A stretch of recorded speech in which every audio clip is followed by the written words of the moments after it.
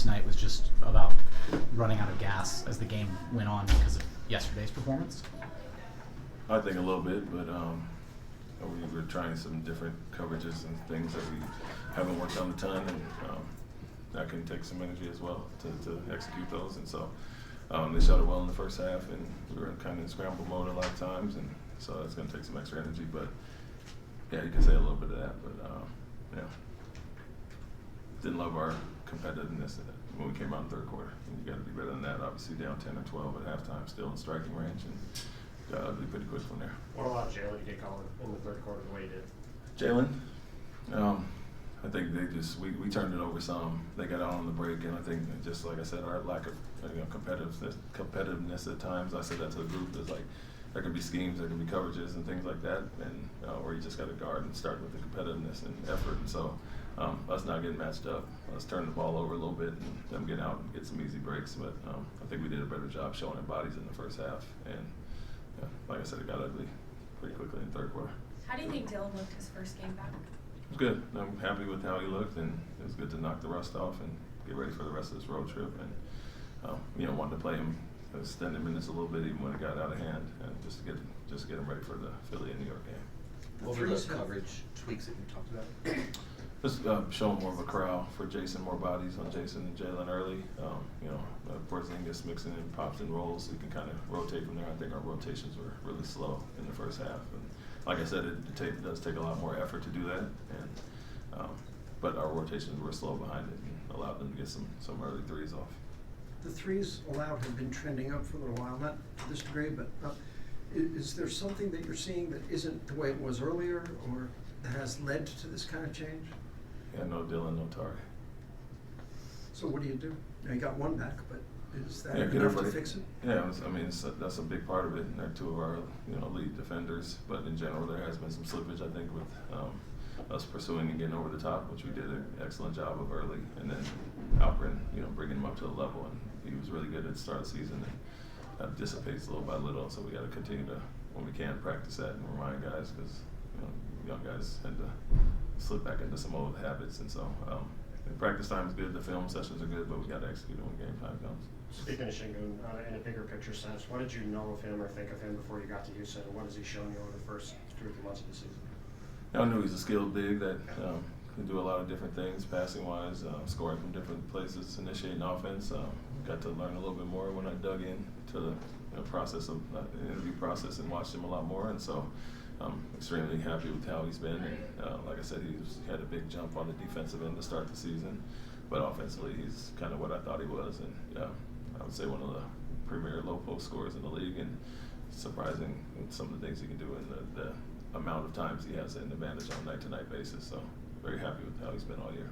What stood out to you about some of the new elements on the Celtics, like Porzingis, Hall, and the way they're able to enhance, what they do on the other side? Yeah, he fits into what they're trying to do on the offensive end. He's somewhat of a deterrent down there. From the size perspective, I think he can get to his body a little bit there, and so I think he's trying to buy into the defense and be an anchor there, but obviously fits into what they're doing offensively and with the spacing and the shooting ability. And what was the experience like coaching against your former team and so many guys that you coached before with Jalen, Jason, just trying to slow that group?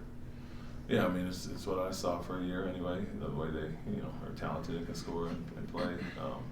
I didn't love our physicality and understanding how we made them a little bit too comfortable, and a lot of those walk-in shots were just uncontested. And so, knowing that you want to try to break their rhythm, be a little more physical with them, I would have loved for people to guard them the way we guarded them tonight when I was here.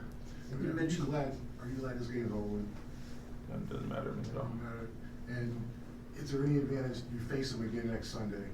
Will this use as motivation, or will you do mix some different things up? Yeah, I think it will be some. I know, just having guys back, we'll see about Tari, but even Dylan back and a little more comfortable and in the rhythm himself. But it was a tough one coming off the Detroit game, playing guys 40 minutes. We had to fight and scrap for that one. And when you're playing Fred and certain guys that many, it's going to be they're going to be a little more tired tonight. So although we have them on the second night of a back-to-back as well, when they come to Houston, should be a little more fresher with the days off leading into it.